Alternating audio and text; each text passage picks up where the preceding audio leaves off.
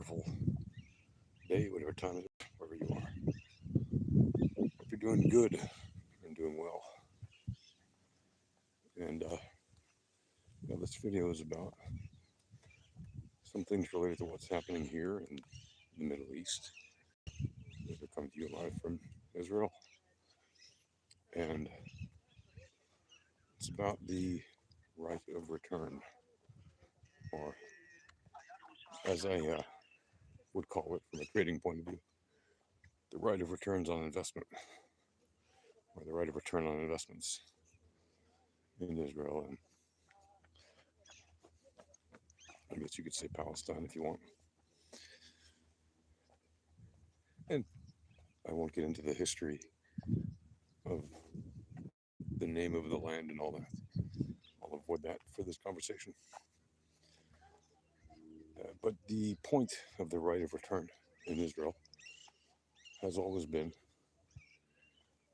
to be a law that allows for people who are either Jewish themselves or who had a relative within a couple of generations that was Jewish, meaning a grandfather or grandmother, even if they're not specifically Jewish themselves, but their grandparents were, either of their grandparents were, or their parents or whatever, then they should have the right to return to Israel. And the reason for that, which is a law that was signed by Ben Gurion shortly after Israel was reestablished as a state in 1948, that law of return has been in place because, as Ben Gurion said, if they were Jewish enough to be killed by the Nazis, they're Jewish enough to make Aliyah to Israel. Essentially, if they're Jewish enough to be persecuted by the Nazis, then they should have the right to come to Israel to escape that kind of persecution. Right? Even if they weren't actually Jews, the Nazis would kill them if they had a Jewish mother or father. Well, if they had a Jewish mother, that would make them Jewish, without extenuating circumstances.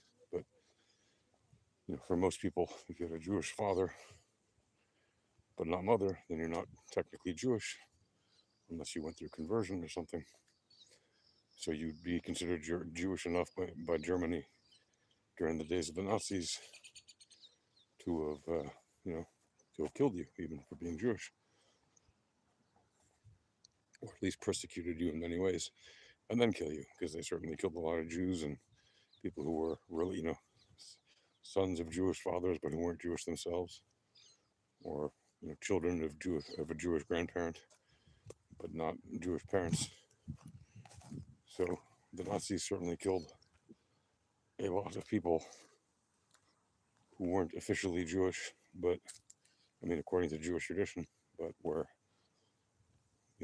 sons or children or grandchildren of Jews, and therefore it made sense for Israel to open its doors to people who were refugees, whether they were traditionally considered Jews or not. Just the fact that they were being persecuted for being Jewish, right? Even regardless of their traditional status, the fact that they were hunted down and killed, tortured, sent to slave camps, whatever. They were mistreated and persecuted and targeted for death, and somehow they survived the Holocaust. And so when the new reestablished state of Israel was created, it made a lot of sense to have a law that would enable all of these refugees to make Aliyah, and many of them did as a result of that law, right?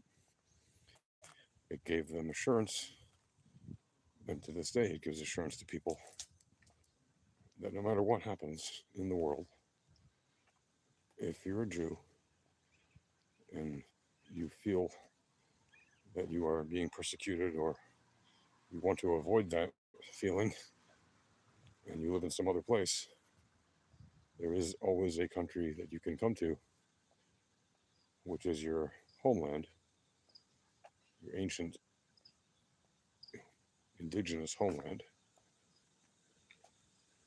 and you have the right to return. And by the way, many of the people who made Aliyah, who were not traditionally considered Jews because they weren't born of a Jewish mother, or they converted to something else, after they were born, many of them went on to live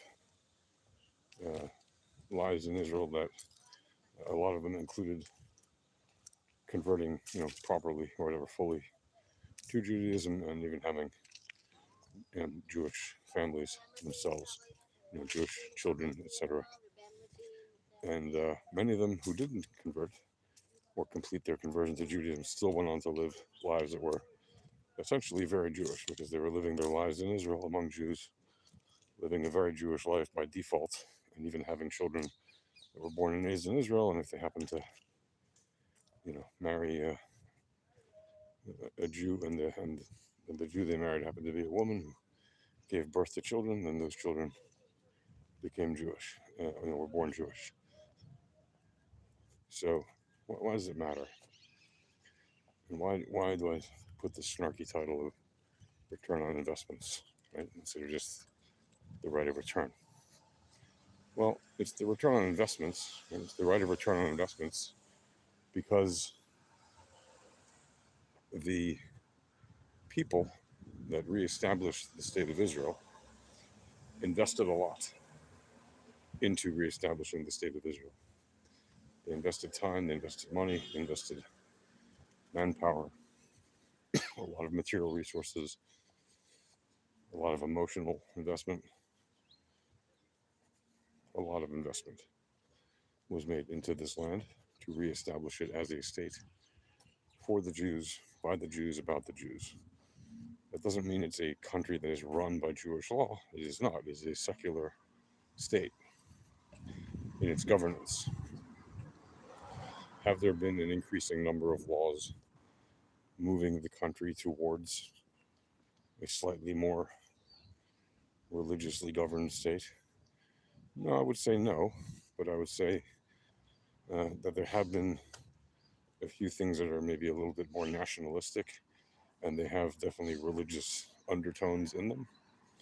For example, until a recent number of years ago, the government was, as I just said, a government for the Jews, by the Jews, about the Jews. In recent years, various Knesset bills, and one in particular, recognized the state as a Jewish state, first and foremost, which made many people think, it's an apartheid state because you prioritize Jews over other people. And look, to be honest, that certainly is how it can be perceived. It would be a lie to pretend otherwise.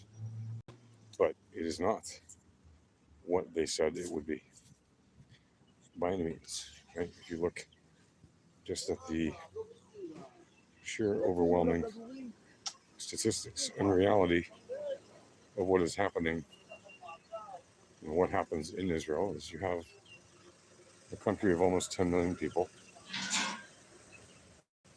of which about 7 million are Jews, and about 2.5 million are not. And of those 2.5 million that are not, slightly more than 2 million of them are Arab Israelis who are Muslims, and another 500,000 or so are Christians and members of other beliefs, including even people who don't believe anything, like atheists, etc. And people of many, many different religions. Samaritans, we got, you name it, agnostics, Buddhists, whatever you want. There's all kinds of different religions here in Israel. And it's wonderful. Hello there, I see you. And part of the reason why we have such a wonderful melting pot here is because we believe that people have the right to believe whatever they want here in Israel. So we treat our fellow Israelis with equal rights, regardless of what God they believe in or don't believe in. What matters is that people are peaceful and follow the law. That's all. And people who aren't that, well, they're going to have problems here. And by the way, that's no different than it is in any other country. Right? It's like one of the most ridiculous things you hear about this conflict, unfortunately, is that you know Arab Israelis don't have, or whatever, Palestinians in Israel don't have equal rights. They can't move around freely, etc. Palestinians, for the most part, do not live in Israel, except for those who live in, let's say, East Jerusalem, which is an Israeli city. Absolutely. It's the capital, the eternal capital, as they call it, of Israel. It's been the spiritual and physical capital of Israel for more than 3,000 years. And yes, there are many people who are not Jewish who live in Jerusalem. But the overwhelming majority of the population is Jewish and has usually been Jewish for most of the last 3,000 years. There have been short periods of time when when Jews were a minority in Jerusalem, but most of the time they were not. Even when Arabs conquered this place, the majority of the people in Jerusalem, in Zion, were Jews. And so for thousands of years, Jews have invested time and effort to build this land as a country for the Jews, because this is where Jews originate from, in Judea. And that is why the right of return is a return on investments made through the years. We didn't just get to grant that to ourselves because we have no common link in this land, right? That happened specifically because the Jews have a direct link to the land here and have invested countless resources to keep this country the central home of the Jewish people.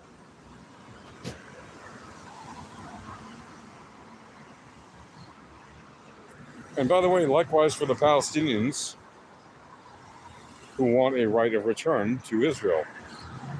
Well, Israelis don't have a right of return to Palestine, even though that is literally our physical homeland, right? In what is called Palestine today, Judea and Samaria, right, is the actual birthplace of the Jewish people.